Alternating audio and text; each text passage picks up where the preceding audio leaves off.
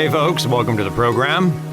Today we're firing up the Formosa Files time machine and traveling back to the years 1997 and 1998. And we're going to travel around Taiwan in the hands of a very capable and knowledgeable guide. Thank you, Eric. Kind of you to say that. Everything's not about you, sorry. No, I'm kidding, you're great. But we're actually going to look at a guidebook, the Lonely Planet Taiwan Guidebook from 1998. But of course, with publishing, the material in a 1998 book is really from 1997. And 1997 just incidentally happens to be the year I turned 20. The Taiwan History Podcast, Formosa Files, is made possible through the generous sponsorship of the Frank C. Chen Foundation. Formosa Files. I think almost every one of us who came here back in the day used, one of these guidebooks. So this is the 4th edition from 1998, September 1998. Written, of course, by the late, great Robert Storey. So we're traveling back to Taiwan in 1997. Again, the book is from 1998, but, material comes from the year before. And we're going to look at Taiwan with the help of Robert Storey's travel guide. And John, you knew him personally, and you kind of know the whole backstory of the whole book. Yes, he stayed at my place in Jai a couple of times. Oh, he was a lot of fun. He had some great stories about travel writing, the travel writing business. He first came here way back in 86, I think. And he started writing for Lonely Planet, the first Lonely Planet guide for Taiwan, 1987. Martial law. Yes, martial law had just lifted that year. And he authored or co-authored about a dozen Lonely Planet guides. So the first ever one to Taiwan, also the first ever Lonely Planet guide for Mongolia, which was a highly controversial book. I used it when I was traveling there in the mid-1990s. What was the controversy? Oh, he hated the place. So, well, you know how cynical and sarcastic he is, even for Taiwan, which he loved. It. He spent 3 decades here. It was very mean to my hometown of Kaohsiung. Yeah, but he hated Mongolia, and that was reflected in the guidebook. Okay. Yeah, so we've got a description here. The blurb, Robert describes himself. Yeah. You can read it. Yeah, I want to read it. Robert has had a colorful career, starting with his first job as a monkey keeper at a zoo. He later worked his way through school by repairing slot machines at a Las Vegas casino. After graduating from the University of Nevada with a worthless liberal arts degree, he became a professional unemployed traveler. In Taiwan, he ran out of funds, so embarked on a new career writing textbooks for teaching English. Robert now lives in a small farming community, population 50, in Taiwan. His hobbies are computer hacking, raising fish, and spraying politically incorrect herbicides on his weeds. Politically incorrect. That describes him. He had a lot of style. A funny guy, though perhaps a bit sarcastic, a bit cynical for some tastes. Yeah, and actually a bit too much for Lonely Planet. Yes. Yeah, he told me about some run-ins he had with Lonely Planet, about the content, and also he resisted their attempts to buy him out, to take over the book. He retained the copyright. It was his book. He never gave in. So, 4th edition, over a quarter of a century ago. Travel wasn't really a thing in the way it is, today. And obviously, no smartphones, no real internet in the way we have it today. Yeah, guidebooks were really important, influential, and especially if you were traveling alone, kind of like a friend. Yeah, I used to always buy one before you went somewhere. Yeah, I mean, it's like I was, when I was in Mongolia, sort of long evenings in my tent. Yurt. Reread the Lonely Planet guide and take solace from it.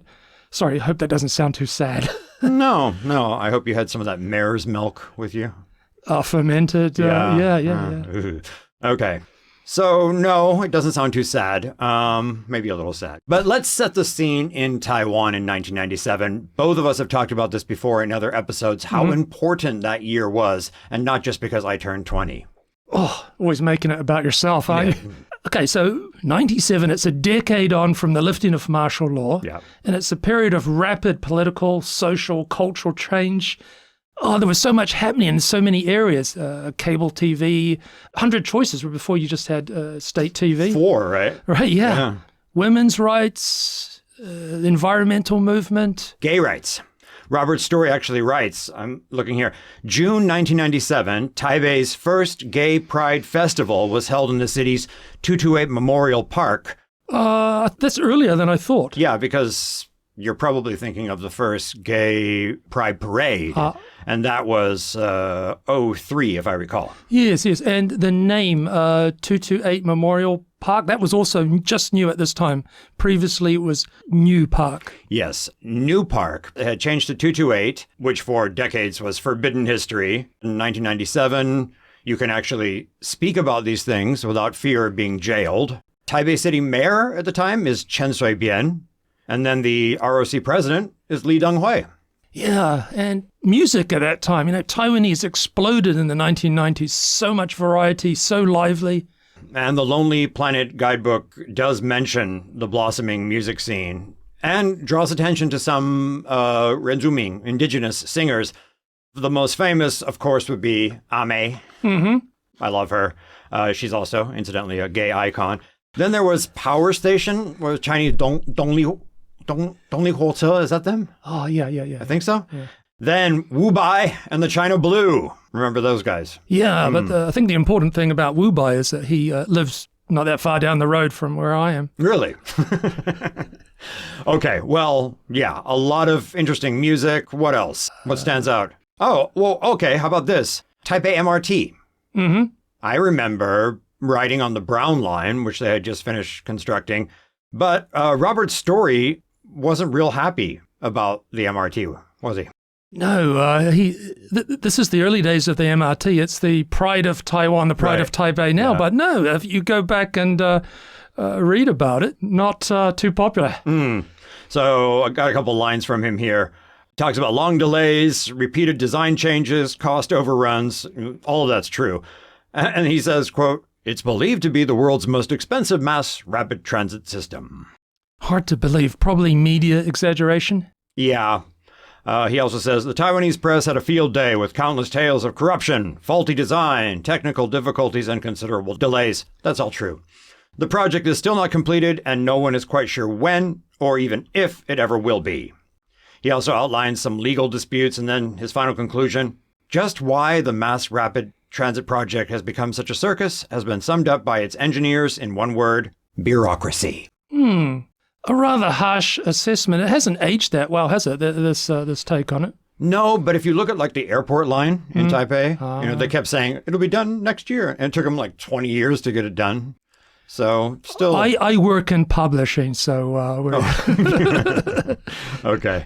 Delays are normal. Yeah, fair enough. It hasn't aged well in the sense that the Taipei MRT system is now considered one of the world's best, Asia especially, maybe outside of Tokyo. What stood out for you? The drinks section gave me, oh yeah, I remember that. It would, wouldn't it? Drinks. What a surprise. Coffee, my dear fellow, coffee. Really? Yes, there's an entry, I've got it here. Coffee, at least in classy coffee shops and restaurants, is grotesquely overpriced. The coffee itself comes in a tiny cup, which costs as much as a whole dinner, maybe 150 NT dollars. If all you want is a cheap cup of coffee, then go to McDonald's. Okay. It's extremely easy to find cheap coffee today, and you can get good cheap coffee at a convenience store. It's brewed right there. Yes. Actually, I lied about the coffee bit. I knew it. There's something to do with alcohol here. All right, but what caught my eye was the entry on beer. Of course. Indulge me as I read. Yeah, I will. Quote, only one beer is actually brewed in Taiwan, and this is simply called Taiwan beer. Mm-hmm. A recent trend starting in 1996, so that's just the year before he wrote this, a recent trend starting in 1996 has been to import Western beers in bulk and repackage them in containers to look almost identical to Taiwan beer. So if they were repackaged to look like Taiwan beer, it would have been blue and white cans, right? The old fashioned. Yeah. They didn't have the Jinpai, the gold medal one back then. That's right. So blue and white, and the lettering and the design, pretty much, an obvious ripoff of Taiwan beer. And Robert says, quote, "These new clones include superior beer, good cornmeal beer." Weird. Cornmeal. Premium beer. Good. Sounds classy. Essential beer. And the strangely named I Want Beer. I Want Beer. I remember that. Pretty effective marketing, actually. I Want Beer. Yes, That's very yes. clear. You know, it wasn't until 2002, actually, joining the World Trade Organization, that they completely liberalized the market. So, yeah, it was Taiwan beer had a amazing run. And then even after that, after they constituted their, and they put out the Jinpai one, they still hold like an 80% market share, you know, so. Incredible. Yes. Anyway, these copycat beers disappeared a couple of years after, I think. I assume because of legal copyright action. Could be, I don't know, but maybe it was because they just weren't that good. Yeah. Anyway, Eric, enough talk of drinking. We've traveled back in time. Let's visit some places that we can't visit today.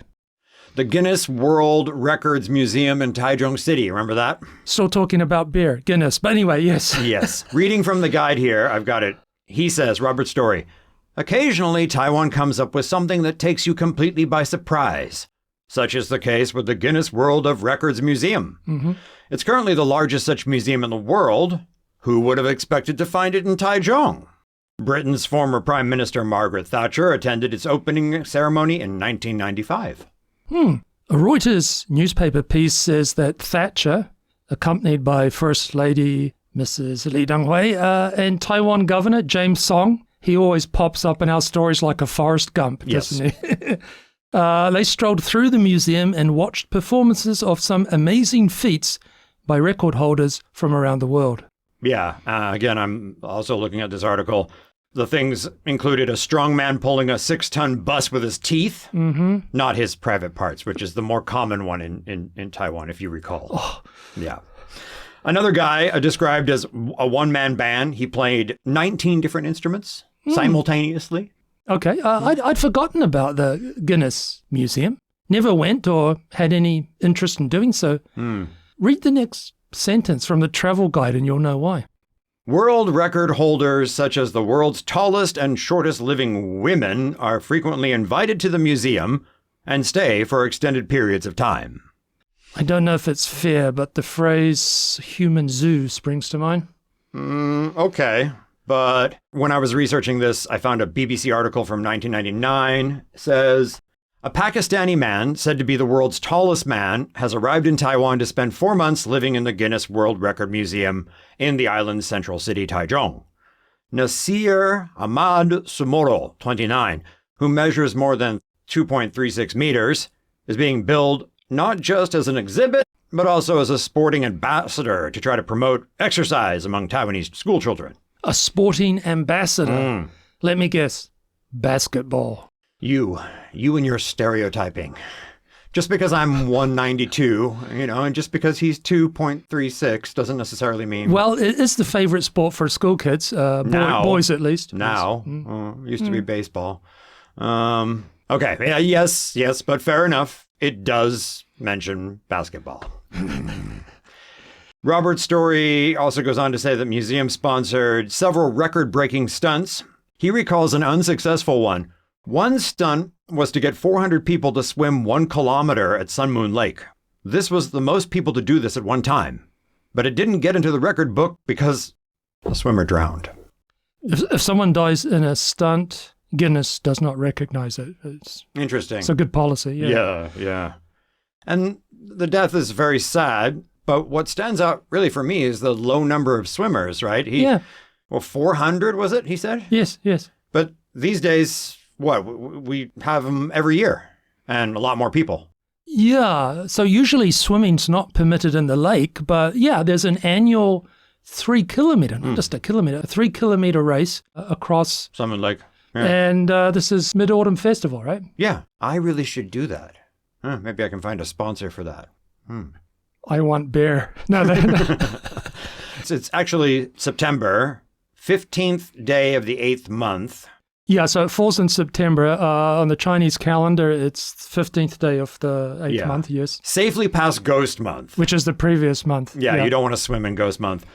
25,000 people on average these days? Yes, good 20,000 doing it. Yeah, so I'm confused by that record 400 attempt. Yeah, anyway, so going back to the Guinness World of Records Museum, been closed for a while, just not that popular, I think. And I don't remember any news stories about it closing. No, nor do I. Did you notice any other closed attractions in the book? Yes, there's one called the China Motion Picture Cultural Village, sometimes called the Movie Center. It was a 10-minute walk from the National Palace Museum in Taipei. Right, in Shilin District, where I was living as a child. So you went there? At least 3 or 4 times. Yeah, it was interesting. You had to pay to get in, as I recall, but it wasn't a crazy amount of money.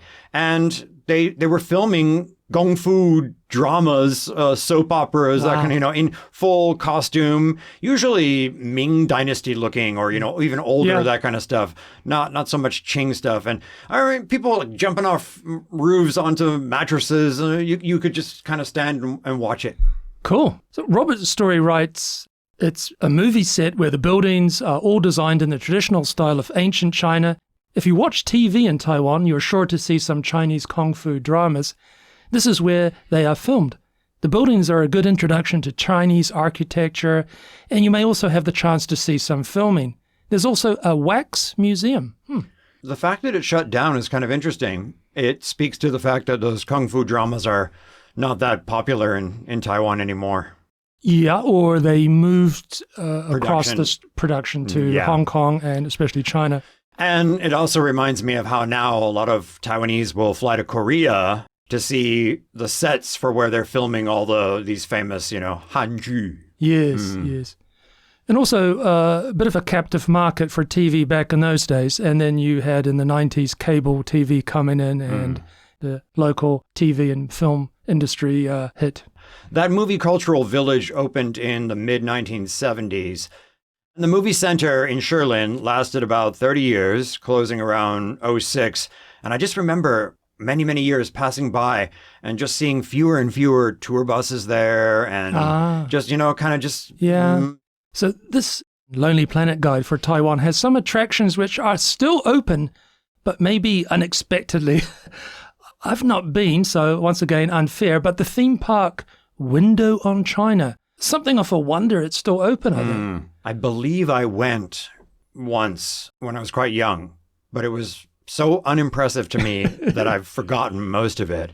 But it's called Window on China, as you said, Xiaorenguo, Little People World. Yeah. So it's not a Hobbit theme park. Instead, it shows all of the famous buildings of China in miniature. And then you also get like a mini Eiffel Tower or, some of the other things of the world, I think. Okay, here's a snippet of sarcasm from Robert Storey. He writes, the Tourism Bureau calls it a world-class tourist attraction. Who says the Taiwanese don't have a sense of humor? Ooh, nasty. Well done. Okay, and another one that survived that I can think of is the Liufu Safari Theme Park. So it today is still frequently the destination for the graduation trips of high school students and stuff. It's completely different than what it was before. It's called a village now. Back then it was Safari Park, I think. And it was like a zoo and then mixed with like a Disney castle. There was water rides. What does Robert Storey say? Water slides, a children's train. Far more popular than Taipei's MRT. Sarcastic, isn't he? He has to make a dig at the MRT. He's talking about a safari park. Okay. And Taiwanese dressed up as cowboys. And it's pretty pricey, 650 NT dollars for adults at the time. Back in that day, yeah, that was a lot of money. And I was in the back seat of a car when we drove through that. It was ridiculous. So you would drive through and you go through the lion section. And there'd be a sign like, don't roll down your window. But people, of course, would. And the lions would come over and jump up on your car, urinate on your vehicle, or worse. I'm surprised nobody lost their arm or head or... Yeah, very different today. I think it's a bus that goes through. Yeah. It's much, much different. So you're driving through in your own car and there are wild animals coming up to the car. Yeah. Yeah. Sounds super dangerous, but I don't recall any incidents. Not like your Kaohsiung Zoo, where a zookeeper, if I'm not wrong, lost his arm, don't laugh, lost his arm to a crocodile. Yeah, it's true. It was one of the things that spurred the reconstruction of the zoo into what's now, world recognized as an awesome site.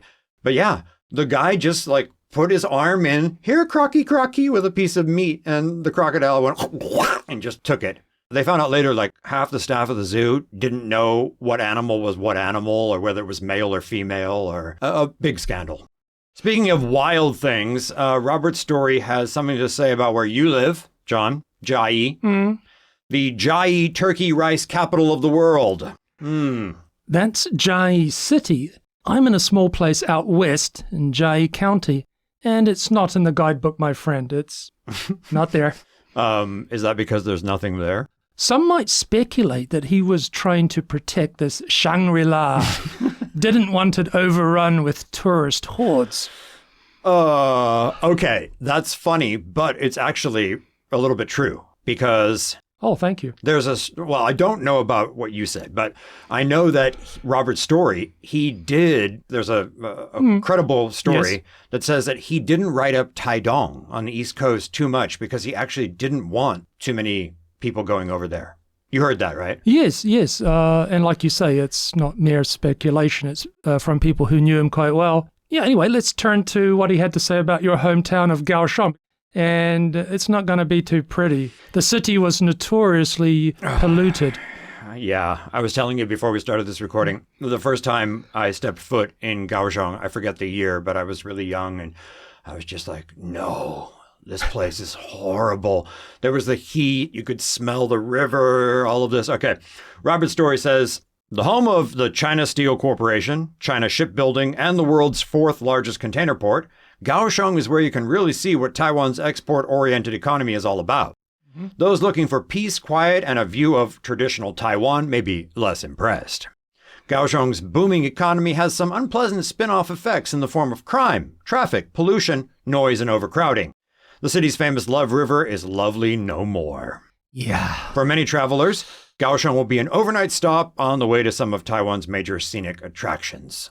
If you name a river Love River, you better make sure it's nice. Otherwise, you're setting yourself up for easy punchlines. But, that description could have been harsher. Yeah. I wouldn't argue with anything there. No.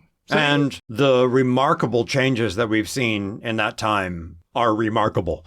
The Love River is not, I wouldn't drink the water, but it is not bad.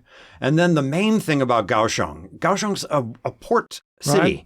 And for decades, they closed the port off from us because it was critical infrastructure, secretive sort of thing. There was like a 10-foot high wall and barbed wire, and you couldn't see the water. And that's all gone. You can go right down, and you feel like you are in a genuine port city. The history is back. It's wonderful. Yeah, it's one of the most beautiful settings in Taiwan. The waterfront area is lovely. Pier 2, right? They kept the old buildings, the old warehouses. They didn't destroy them. The UK embassy, I guess it was, is there. All of that has been restored and just look, the waterfront is, and okay, Weiwuing, the concert hall, probably the best one in the world. Wow. Yeah. What else? More parks. Bicycle trails, air pollution cleanup to a degree. We've got, ways to go, but Kaohsiung is now more than livable. Yes. I like it. It's my hometown. All right, so I just listed a bunch of changes for Kaohsiung. Have we missed anything? Other changes? Well, the guidebook has a few things which were open that would be affected very soon by the catastrophic 1999 earthquake, and then 10 years later, 2009 Typhoon Morakot. Yeah, so that would include the Alishan Railway, which does depart from your city. or not your city, but Chiayi. Yeah, And Chiayi then City. goes up to the, yeah, which only this month resumed full service. Yeah, wonderful to see it back in action. 15 years, right, of work. Yeah. And another thing that was open before, the Central Cross Island Highway, Oh, I one love of the that. great drives of the world. So from Taiwan City over the Central Ranges to the East Coast. Beautiful. Now, the western section has been closed for a long time. It hasn't reopened properly yet. And every time a typhoon hits, it Yeah. closes again, rock slides hit. And then down here we have the Southern Cross Island one, which also is still, you know, That's still closed, or is it opened. Yeah, and then, yeah. It's unfortunate. But you and I are grateful enough to have done that. Yeah. I did it on a motorcycle. Just beautiful. And I hope it's fixed for the future. Okay, well, I hope folks enjoyed our little detour back to the year I turned 20. Yes. So are we going to do a call to action, whatever that is? Oh, right. Yeah. We're supposed to beg people to smash that subscribe button, bang that thumbs up thing, say something nice about us, give us points or stars or cookies or something like that. Just, do us a favor. Buy a Formosa Files t-shirt. We might start doing merch. Yeah. Oh. All right. Thanks for listening. We appreciate you guys and see you next week. Bye.